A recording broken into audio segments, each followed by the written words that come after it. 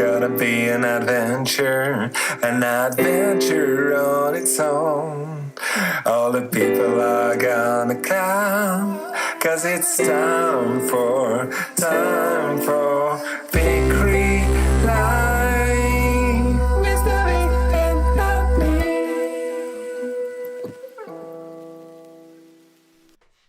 Well, hello, everybody. Hello. It's Davey. We got Arny.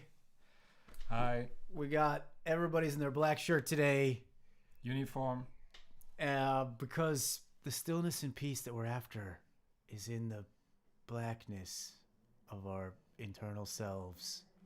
And also because we like black metal. And Black Lives Matter. Yeah. All these things make black important.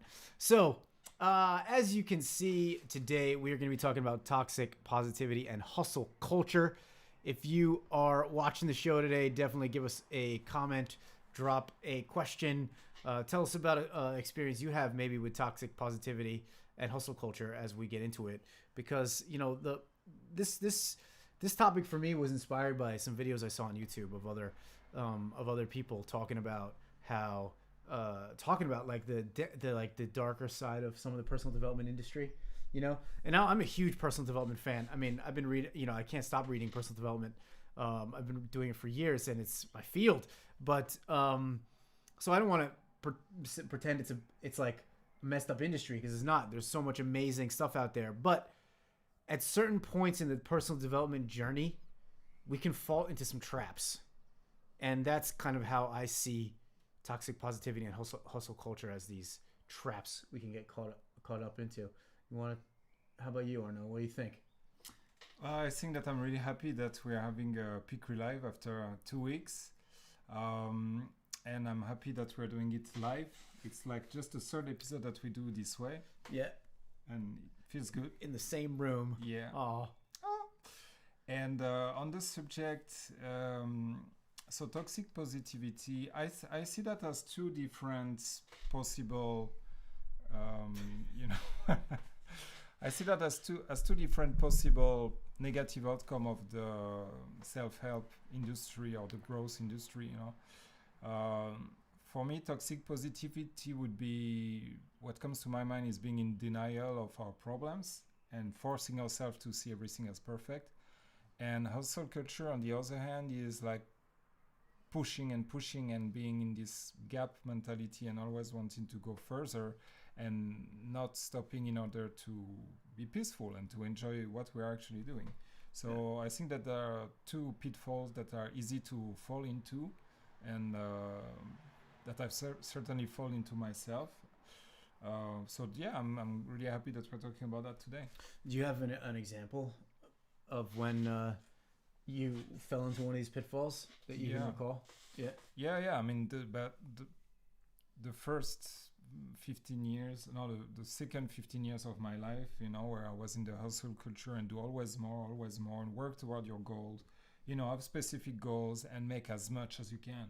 You're tired, okay, try to squeeze another goal and completely forgetting about the joy. That's one of the reasons why I created Peaceful Creativity, because I was running after this goal of, for me, it was in music and always more concerts, more people attending bigger shows. We finished an EP, now we do a LP. Now, we sold X copies, I want 10x of that. Always more, It's endless and it's not joyful, So it's like, that's one example. The people who are part of hustle culture basically will, it's all about achieving those goals. So did you achieve some of them? And you're saying you didn't have joy along the way. And what I'm wondering is, did that change if you achieved a goal? Or is this whole idea of putting our joy on the goals, maybe actually not how humans work, or many of us work? What was your experience when you actually achieved a goal? Well, I was completely into the I'll be happy when. I'll be happy once, once this is done, once we've done this and that, so, and it doesn't work. And actually, we were talking about that off camera before, but I just had a big win in my life right now. and I don't feel the joy that I was expected to feel, So I'm still into that, but at least now I'm aware of it, and I know what to do. I come back to the moment. I come back to my inner self, and I create in myself what I want to feel instead of trying to get it from the outside world. Yeah. I think that's a huge mistake that hustle culture in particular does, which is that you got to get all your satisfaction, you got to get all your joy from the outside world. It misses the whole mechanism for how joy is created, which is an internal process. Yes. And that never really, it never really got so clear to me other than this moment. I just knew that hustling doesn't feel good. And yeah, I don't have a lot of joy hustling, but there is no hustle for joy. Maybe that's a challenge we could put to the audience, hustle for joy, because that's the only reason I would ever consider hustling, is that if in the hustle I am feeling the joy. It's not about the goals, it's about how the process feels. Yes. Yeah. And we're very much into that at the moment, I think, you and I, because we've started to work closer together, even outside of PeaCrea Live. We are merging some sides of our business, and I think from an external point of view that could look like hustle, because this morning especially we were exchanging message and our task disappearing, appearing, and being assigned all over the place, and so for me the reason why I don't consider that as hustle is that it was joyful. It was like, it's like if I'm playing a video game and I'm just doing something that I enjoy and that's exciting, and I'm doing it with people I appreciate a lot. So, but I feel I don't know why, but I have the feeling that you used to be a hustler to some point, and I don't know if it's just me who kind of built a story in my head, or if it's based on something that you told me before you were maybe into the spiritual and development path that you're on now. Well, I used to work in advertising, but it was sort of a hustle back then. But I've definitely gotten stuck especially in the first couple of years of working for myself. I was in a constant state of mind that I'm not doing enough. I'm not doing enough. Yeah. And it was when you first start out working for yourself, many people feel this unbelievable burden around just having to you have to generate all your own income, and it's all on you, and so people get this feeling like they can't stop, they can never stop working, they always have to keep doing, they can never do enough. And I was definitely in that mode, but something did save me from not getting too embedded in hustle culture, which is just I do not have any energy for marketing. So I just always just do not enjoy, for some reason, do not enjoy any typical traditional forms of marketing. So I would always, it would come to a point where I would try to do some, marketing stuff. I must do more, but then I would just be like, oh, fuck, I hate it. I can't do it. And so that would kind of reined me in a little bit, but there were plenty of times when I was just overworking. But I've also never been a real goals person. I don't get huge joy from goals, at least in a way that I've figured it out yet so far. I'm still exploring this because so many people advocate goals and how goals will direct your energy and goals will give you, direction. And I think all those things are good, but I find my energy and direction in other ways, and so goals have never been hugely important for me. And I've been working for myself, for 7 years now. I've never had to get a job or anything. So, it's worked on some level. Yeah. So that's my experience.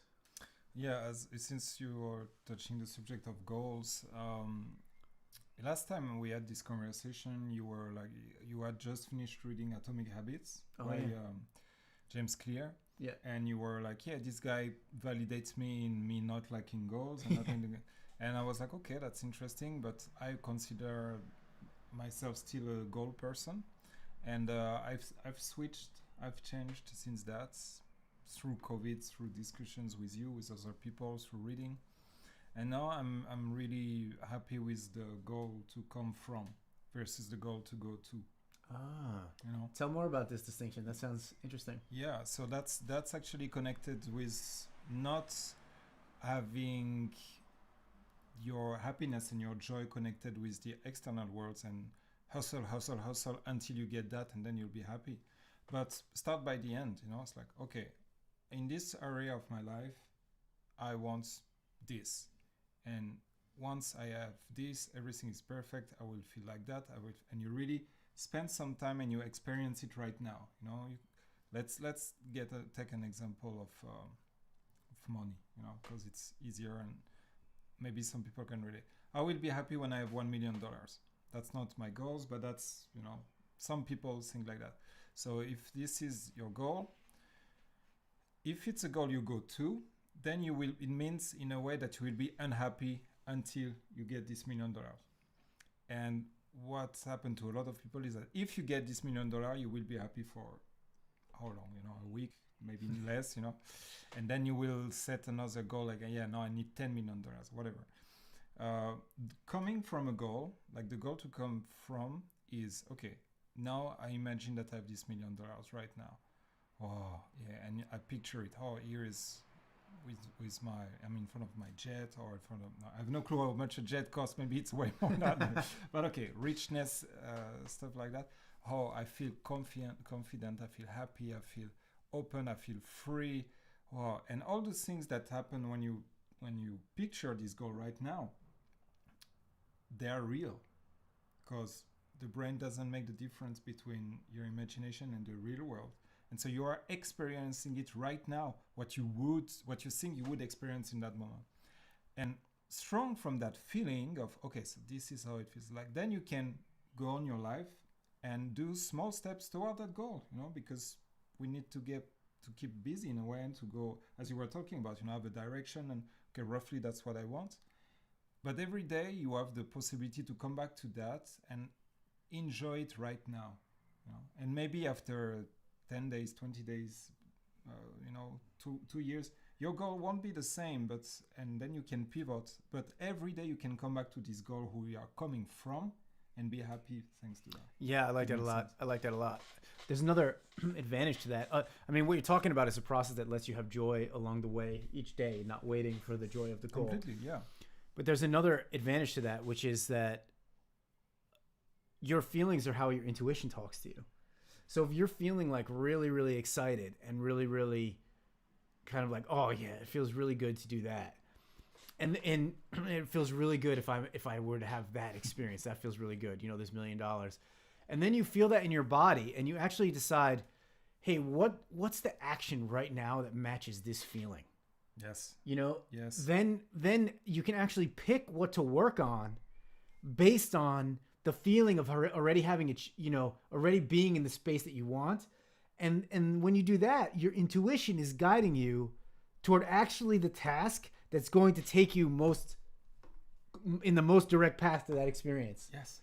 Even if your brain is like, why would going for a walk right now, you know, going for a walk right now matches this feeling of me having $1 million.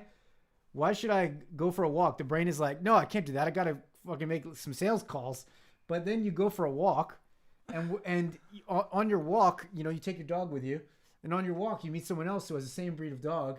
Turns out they're, yes, exactly. You know, they're the head of the CEO. They're the CEO of a fast-growing company, and they need some coaching help. And now you're like, oh my god, I just made, you know, $500,000 from walking my dog. Yeah. So your intuition knows. Your intuition uses feelings to tell you what are your best actions that will take you to that state. So I really like that process, coming from the goal instead of going to the goal, coming from the goal. That's a really nice articulation. Yeah, and also it's way less risky, you know, because like if you're going to a goal, then you might spend 10 years with an uncertain outcome. But if you come from the goal, you get your joy and your happiness and your excitement right now, and it's real, you know. And so what do you have to lose, you know? Nothing. And I was laughing because I was imagining, you know, how the brain reacts to, okay, I want $1 million, so what I feel excited to is, playing trumpet. And then I was imagining the brain, what the fuck are you doing?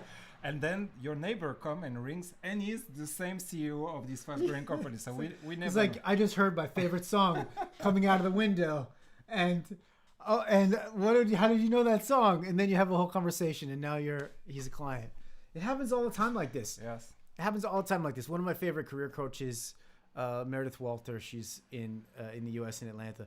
She, her and I have had like a kind of a professional relationship among the years. We were sharing insights about building a business, coaching people, and at one point she told me, I've tried everything to get clients, and my business is full right now, and and what I've learned about getting clients is I have no control over where they come from. Yeah. She just saw all the time they were coming from things she would never expect, and all her attempts at marketing were like, sometimes they would work, sometimes they wouldn't. Yes. But then like she would go for a walk or meet a friend or have lunch with a friend or just whatever, and these people would come. So, it's not that the hustle culture misses out, I think, on all of the serendipities and all of the things that get activated when we're going with these internal feelings. Yeah. I mean, that it misses out on the physics of the universe, and then I don't know if we're going to go down that rabbit hole, but let's just leave it at that. You can do your own research. No, I'm interesting to go into this rabbit hole. Well, one thing I wanted to say before we go down, also people react to people. People connect with people more than with Facebook page and Facebook ads and whatever. So if you are into this energy, if you are excited about this ideal future, but you're bringing this happiness and this joy right now, and then you go to talk. Let's say that you have a business meeting and you come in with this energy. People react way better. Also, you're less needy, and people can feel that, because you already have this feeling, so you're not trying to get it from them. Yes. Yes, people can really feel when you're trying to get something from them, and it automatically puts up some resistance, some defenses. So that's a really good point. Yeah, I think it's also, even if you were to do write an email, I mean, what if the excitement is just to email somebody? Think about how different that message is going to be. Yes. If you're just feeling this state inside already, that where you have what you need, you're connected with it. Your message, the words you choose, are going to be so different. Yeah. And just to be clear, think about a moment where, okay, I don't know, the example that comes to my mind is if you're the dating life. Let's say that you're already dating 2 or 3 people and you're really happy about that. Oh, and then he's a player. And then there's a fourth. That's a hypothetical. Yeah, of course. Yeah. And then there's a fourth person that's of interest, but you're not thirsty, right? You had your fun, etc. Look at how different the approach is with that fourth person. You're like, yeah, well, sure, yeah, maybe next week, maybe in 2 weeks, I don't know. Yeah. But on the contrary, if there's just one person in your radar and you want to date that person, then you're like, okay, I need to make everything perfect. And what comes out of this? You're stressed. You're not yourself. You're needy. And the other people, he or she feels it, and so he's more likely to not react the way you would like the person to react. And then same in business. Yeah, totally. And if you go back to that fourth person, who you're like, yeah, whatever, maybe we can hang out tomorrow or something. Then they're like, oh, this, oh my goodness, this guy, this guy has his shit together. You know what I mean? Exactly. Yeah. And people try to play that game when they're dating. They try to play that game of like, oh yeah, sure, maybe I can meet tomorrow. Whatever. And there's so many pickup artists trying to teach people how to do texts, but if you don't have to fake it. You can just actually authentically feel inside that you're connected to what you need, and it's not going to come from some other person. So you're automatically feeling like, oh, I can just be peacefully. I can have a peaceful, creative approach to this conversation. It's going to be much more fun for me. It's going to be much more fun for them, and something interesting can come out of it. Yeah. And it's not about the hustle or faking it or manipulation. So much of the hustle is about manipulation.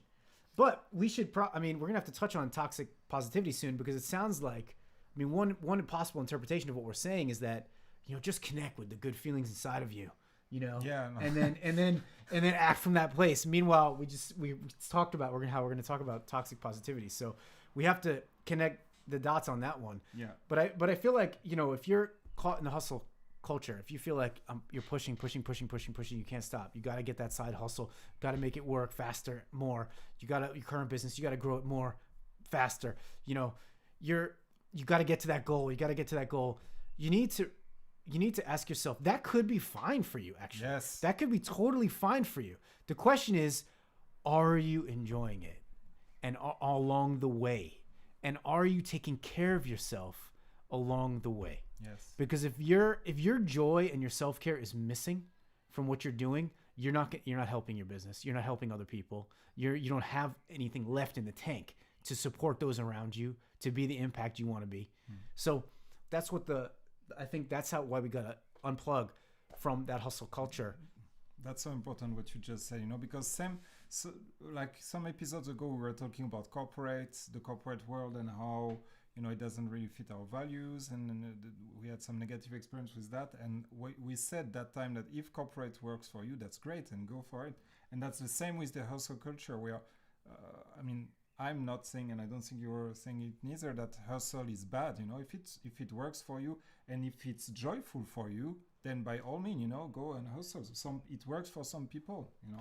Like Gary Vee, you know. Yeah. I think Gary Vee just seems like he really gets off on being in a constant hustle. That's how he actually loves to live his life. He loves it. You know, he can't stop thinking about how to, you know, he said it before in interviews. He can't stop thinking about how to win. You know, in this situation, he can't stop thinking about how to grow the next thing.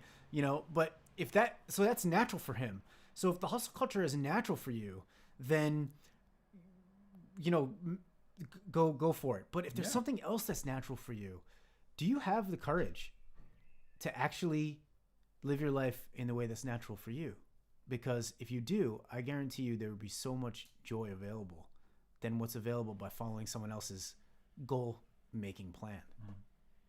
And I think that's what, you know, that's kind of what peaceful creativity is about.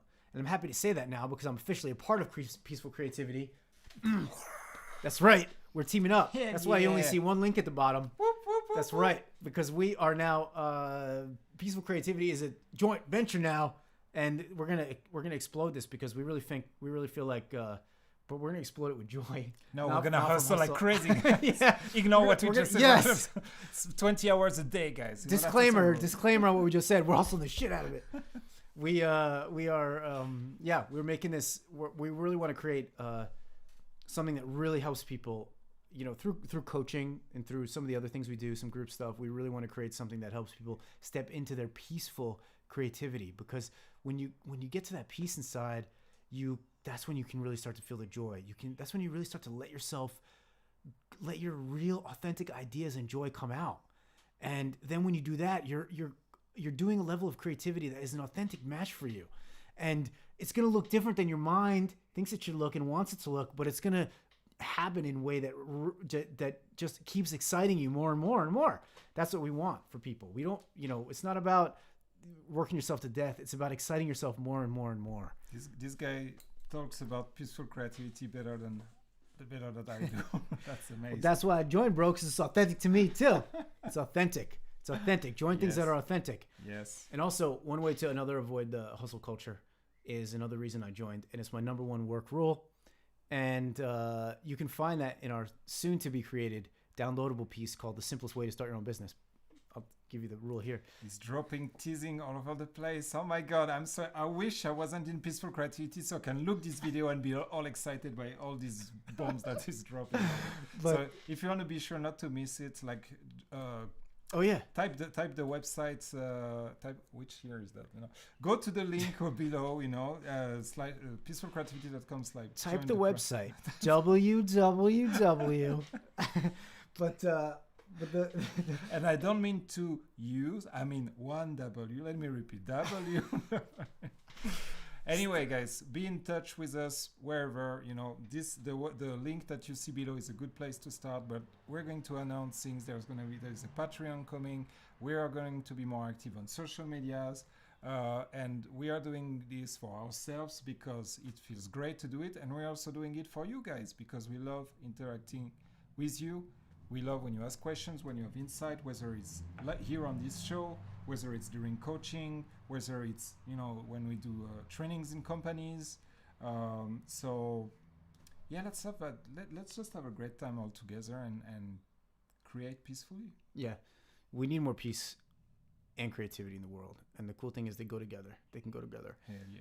And okay, my number one work rule when you're working, well, it doesn't even matter if it's just working for yourself. I was going to say when you're working for yourself, that's how I apply it, but it actually applies to every situation. It's just more forced in corporate world. But the number one rule is never work alone. Do not work alone. That's one of the reasons we're collaborating. You know, a lot of the hustle culture has this idea of these like solopreneur heroes, you know. Yeah. And I think that's also a toxic story. You know, it's much more fun, much more peaceful, and much more productive when you make sure you always have a collaborator for your projects. Ideally, one who has a slightly different perspective than you. Ideally, one that has a slightly different set of beliefs than you. Ideally, one that has a slightly different set of strengths than you. You know, it's okay if you both have beards. But if someone is complimenting, someone who compliments you is going to help you be much more joyful and productive. But there's another reason for this. It's not just the strengths part. It's because two people don't ever have the exact same fears, and your fears are the things that are really the things that are going to hold you back when you're trying to work for yourself.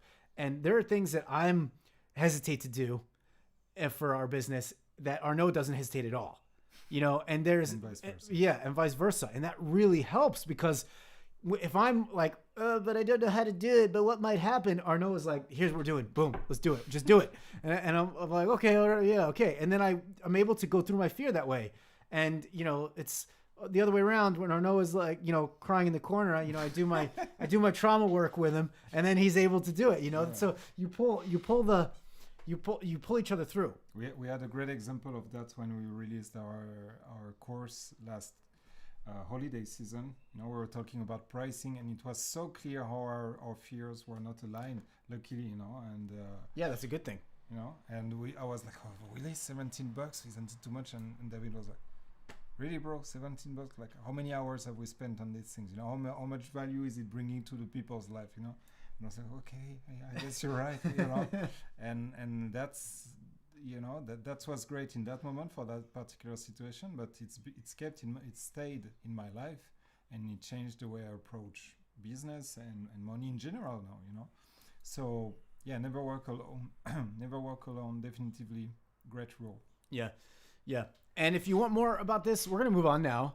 But if you have any questions or comments, shoot them in the chat. If you're YouTube, if you're catching this live, and which we would love more of you to do because we want this to be a conversation.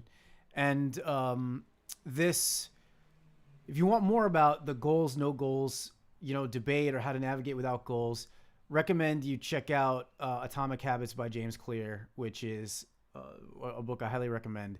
But also on this YouTube channel, Peaceful Creativity, if you scroll down, there's a playlist called Business, and on that list, you will see me being interviewed by an executive coach in the U.S., having a debate with him actually about goals versus no goals, because he loves he's a goal person, and so we had a really nice discussion where we talked about the benefits of both approaches and kind of melded the two worlds. Is he a hustler?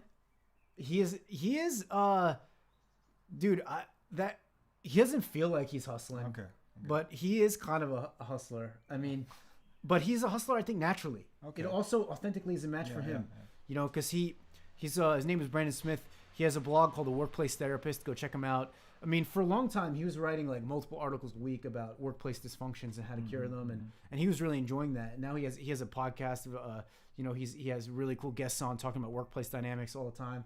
So I think there is a hustle to him. He just released a book called The Hot Sauce Principle. I'm happy to share his book. It's about how all our lives are urgent all the time.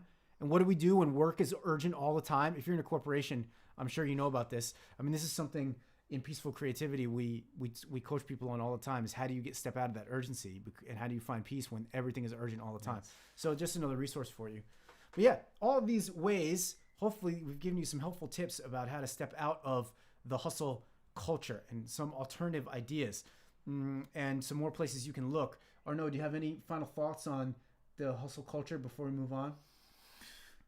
No, not really. No, I think we've talked about the most important points, and I like that we had a nice bridge to go towards like this other pitfall, which would be like the toxic positivity.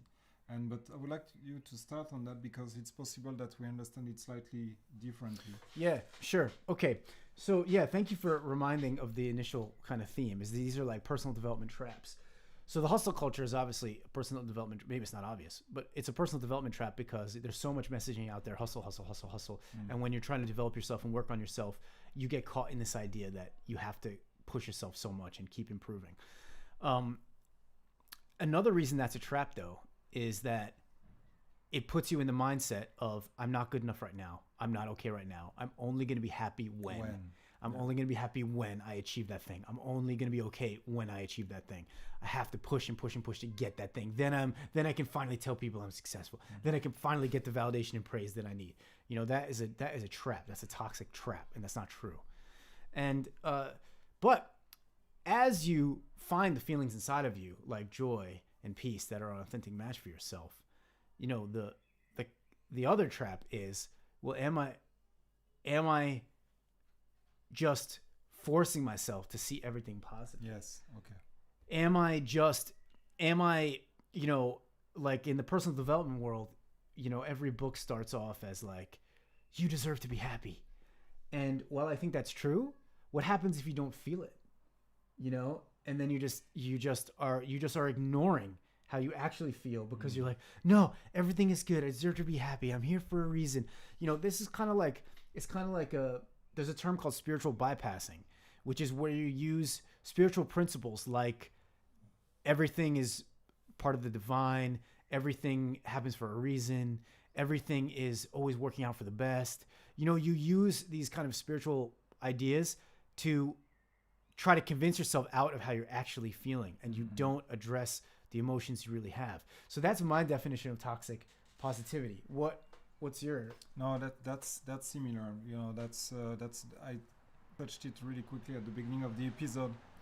It's just like ignoring, like pretending like everything is okay, everything's okay, everything is okay, and ignoring that this other part of the human experience. And the example that came to my mind is from the Lego movie. Have you seen it? Yeah. Everything is awesome. Yeah.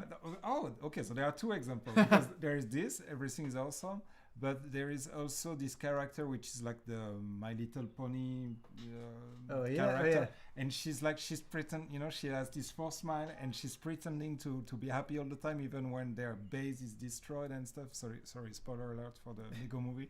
And what happened at the end? She just explode with anger. She starts to talk like that and destroy everything. And if it wasn't a kid movie, I guess she would be swearing and killing people. And that's the universal sign for unplugging. Take your Lego head off. Yeah, exactly. So and that's so funny and so profound at the same time. You know, like we have this part of shadows, of anger, of sadness, of disappointment, of frustration. This is part of our experience as well, you know. Now the thing that needs to be, in my opinion, kept in check is what you do with it, you know, how you act out of this. But recognizing that it's there, that it's part of you, and that somehow it's not necessarily unpleasant. You know, we're used to say, oh, I'm frustrated. Shit, I don't like to be frustrated. You know, but at the end of the day, it's just like energetic movement in your body, you know, in your mind, in your body. Something is happening. And that's the big, you know, insight from the, you know, my years in the spiritual circles and in this self-development path is that being able to just, you know, sit down and look at it. Okay, I'm feeling angry right now. I'm feeling frustrated. And one thing I heard recently that I love is the way you talk about it matters. You know, if you say, I'm frustrated, it means that you are frustrated. This is you. This is your identity. This is who you are. If you say, I'm feeling frustration, there's already one step of disassociation, and then you can better observe it, you know. And if you say, I'm conscious that I feel frustration, then it's like you're taking even more space. You know, you're like, okay, I'm conscious of everything, but also that I feel this thing, this negative feeling. And when you look at it this way, it's really acceptable. You know, it's really okay. It tingles. Okay, it's kind of moving. It's warm, constriction. Okay. Oh, look at that! It's already moving. It's already. Oh, gee, where is it? Oh, I lost it. You know. Where's my frustration? Mom, give it back. You know. So, yes, toxic positivity is a risk. You know, ignoring the negative, or like what we call negative or unpleasant, what we call unpleasant part of our emotional spectrum is, in my opinion, dangerous. Yeah. And why would you say it's dangerous? Because we don't want to end up like the My Little Pony character. Yeah. At some moment, we just go Yeah. and hit on the table and or do Sorry. do horrible stuff. You know. You just woke your dog up. Gee, I just did it. You know. So I bumped on the table and woke my bitch up. She's a female dog. She's not. So I think it is dangerous because even if you are ignoring the difficult emotions you feel in your conscious experience, they are still there in your subconscious. Even if you push them down, even if you refuse to talk about them, even if you pretend they aren't there, they are still in you, and they are damaging you physically because they're creating stress chemicals that are coursing through your body. They're causing tension in your muscles. I've read multiple books that talk about how pain in the body, especially back pain, is almost always has a emotional component and because of the emotions that are undealt with in the body, constrictions happen in the spine, lack of oxygen and blood flow goes to actually certain parts of the body. Your body mind is one thing. It's one thing. Your mind is not just in your head. It's distributed in your whole body. You're a completely interconnected ecosystem organism. So what's happening in your subconscious is happening in your whole body. So if you're not dealing with the emotions that you have and you're just trying to somehow leap yourself to a state where you're just in total bliss and, oh no, everything is perfect because this is a perfect world and blah, you know, you're basically ignoring the source of many of your health challenges, and you're ignoring like, and then you'll have an explosion. Like Arnaud says, you know, something small will happen and it'll totally trigger you.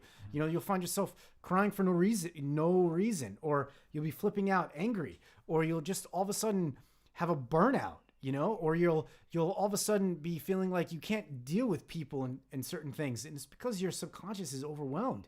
And so true positivity is not the absence of negative feelings, because you're human. You're always going to have them. Yes. Sadness, fear, grief, anger, you know, frustration.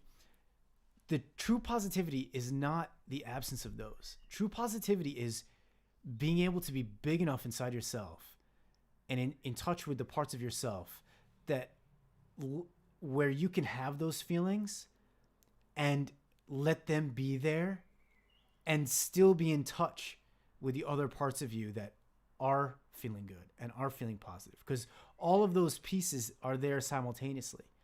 And that's a skill. That's a skill that people can develop with mindfulness, other body experiencing techniques. You can learn the skill, as Arnaud said, of feeling an emotion and feeling how the sensations in the body and how it's moving through you, not trying to fix it or push it down or push it away, but you actually bring your own acceptance to it. You bring a certain level of peace to the emotion. By not fighting it, you bring peace to the emotion. And so the frustration or anger or sadness happens, and you can, I am experiencing massive anger right now.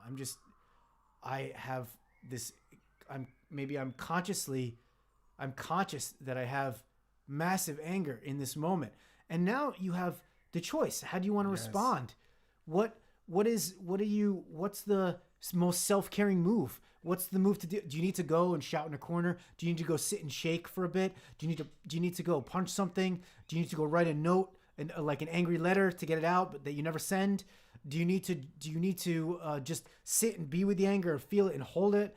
Whatever you do, you now have the consciousness of you've moved the subconscious trigger process into your conscious mind, and now you can do something with it to heal it, as opposed to if you try to push it down all the time, be positive all the time, It's not there. It's not pretend there. you're okay all the time, you're never actually giving yourself the chance to heal yourself. Yeah. So it's okay to not be okay. Yeah. It's okay to not be okay. And this stuff can be life changing, really, because here I think you were talking more about the moment where you have this realization that you're feeling that when you're alone, or maybe because the act that you just talked about, writing your notes, etc., it's more of a solo work. But imagine that it's going on when you are with someone. You could punch someone in the face. You could do something crazy in traffic. You could do something horrible. And now, if you train that skill, you have the choice, and this can save your life. This can save the life of people around you. This is not. I mean, it has some real life consequences. Is my point, and that is such a richness to have these few seconds of choice. It's like, oh, okay. I realize that I'm conscious that I feel the anger. Okay, I'm not going to shout on my kid who has nothing to do with that. I'm not going to punch this wall. I'm not going to... Here's what I'm going to do. No. And one thing I wanted to talk about is a lesson that I learned in February. I was in the coaching course and I got a really bad professional news in the middle of the coaching course. I got fired from a project. And I had like a stress response, I was like, I need to fix it. I isolated myself, in a computer, and I started to send email, make calls, and try to, and so I kind of stabilized the situation. And then I went back to the course, and I wanted to listen to the course and get the information because I was happy to be there, but I couldn't, So after a while, I expressed it to the teacher. I was like, well, it seems to be great what you're talking about, but something happened to me today, and I cannot think about it. I cannot receive the information that you're sharing. And she's a coach, but she's also a psychologist. And she told me one thing that you can do is address this overwhelm that you're experiencing now, and kindly ask it to come back later. And this is different than just saying, no, you don't exist, and repressing it. Because just like, how you call this stuff, this, in French is ressort. Slinky? Spring trap? Spring. Okay. Oh yeah, like a Jack in the Box. It's like thing you like twist, and like it pops out. Yeah, but if you press it, you actually accumulate the strength. Yeah. Yes. So, if you pretend like those unpleasant feelings are not there, this is what's going to happen. You're going to repress, and at some point it's just gonna explode. But you have the choice as well to say, listen, overwhelm, or listen, sadness, or I see you. Thank you for talking to me. Thank you for being there. I know you're trying to help. I just need to focus on something different right now. So please, let's wait a little bit. I'll come back to you, I swear. And it worked, It worked. That's kind of the language that I used to what I was feeling at that moment. And all of a sudden, I was back in the course, and I could listen to. And in the evening, after I finished the course, I said goodbye to everyone, and then in the bus already starting, and I was talking, okay, here I'm here for you now, come back. And it came back, and I was like, in the bus. Yeah, emotional processing. Don't look at me, I'm processing. Yes. So you have that possibility as well to postpone if you're in the middle of something which is super important, Yeah, absolutely. That's a great tip. There are a couple things I love about what you said there in addition to the practical tip. You said this part of you is showing up to help you. Yes. Negative feelings are showing up to help you. Fear, sadness, frustration, anger. It's showing up to try to help you. It's giving you a message for what your deeper underlying thoughts really are. And only when you acknowledge that, see that as a beneficial messenger, can you then do the work to uncover what's underneath, what's really going on. And that's how you do the work of healing yourself.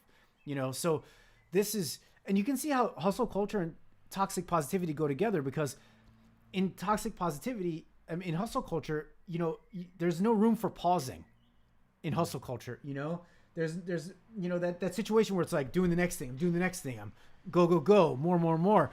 Where's the space in that to just sit and be with your emotions, which is actually the most healing thing you can do. Yes. It's actually one of the most resourceful things you can do, because each of these internal triggers you heal, now you have more energy available for your creative pursuits. Now you have more parts of you that are connected to your peace. Now you have more peace available to then heal more of the things that pop up. So it becomes a virtuous cycle when you actually decide, you know what, I'm not going to ignore my uncomfortable feelings. I'm going to really live as if it's okay to not be okay. And when something I'm feeling that feels like it's totally not okay, I'm going to sit with that and I'm going to be with that. And if it's too difficult for you to sit with it and just be with it, you can, there are some techniques like the presence process you can try. An amazing book. Arno and I have both gone through the presence process multiple times. Yeah. It'll teach you how your body works and how this emotional healing can work. Another author I would recommend is Teal Swan. You can look at her book, The Completion Process. It's a emotional self-healing process. You can. I'm actually getting certified now in a emotional healing and trauma release technique. The one that actually appeared in this show called Havening. Remember we got a lesson in Havening? Yeah, I'm actually in the process of getting certified to do Havening, because it's so powerful when you see the changes that happen with people and yourself when you heal these things inside of you. Crazy powerful, just doing this the exercise that we saw. This is very, very powerful stuff. And I found out more of technically why that happens. What happens, because when you do those motions, you actually are creating delta brainwaves. Really? And the delta brainwave states are the same types of brainwaves you have in your sleep, right? Dreamless sleep. Yeah. It's our most healing. That's when we do our most healing, when we're in that dreamless sleep.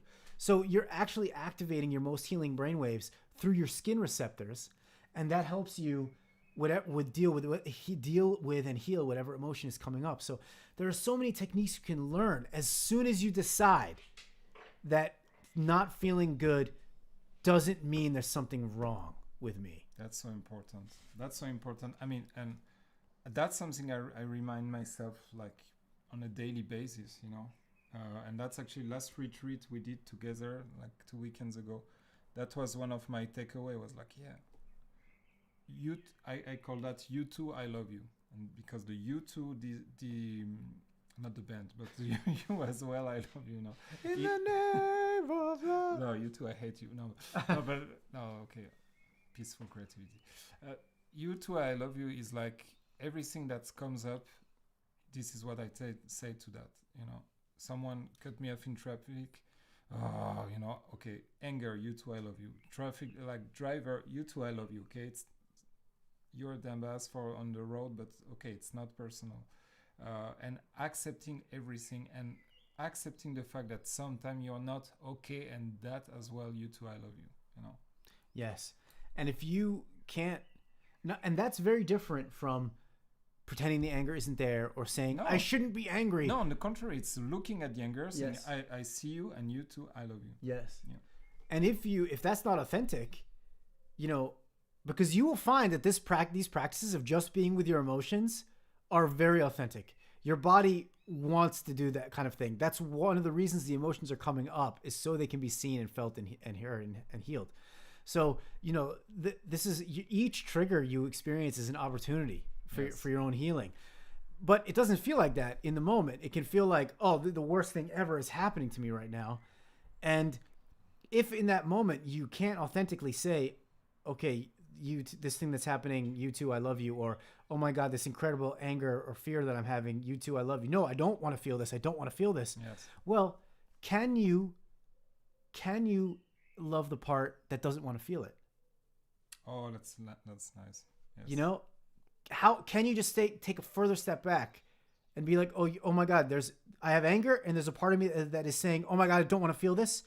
Well, you know what? I'm big enough to be there with that as well. And you are bigger than every one of your emotions. Mm-hmm. And you can handle any emotion you have. The challenge is and once you start practice with maybe the littler emotions, if you never tried this before, you will start to learn this very quickly, and your skill will build very quickly, and you'll be able to, I mean, this is really part of the emotional resilience component of what peaceful creativity teaches. Because once you learn this skill, you are able to handle big surprises and emotions. Like that episode we did on peaceful creativity, you can go look it up. It's called Vulnerability and Money, where Arno showed up to the show just receiving some extremely triggering news that put him in the mindset of oh my gosh, I'm in a financial emergency. Yeah.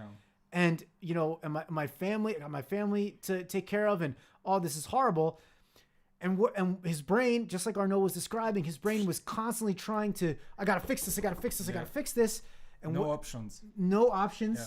No options are coming when you're in that survival state. So what did we do? We first got him into a place where he started breathing again. We got him into a place where he was really feeling what he was feeling. We got him into a place of spending time with the emotions and spending time bringing whatever level of peace, whatever level of acceptance or understanding he could bring to those emotions.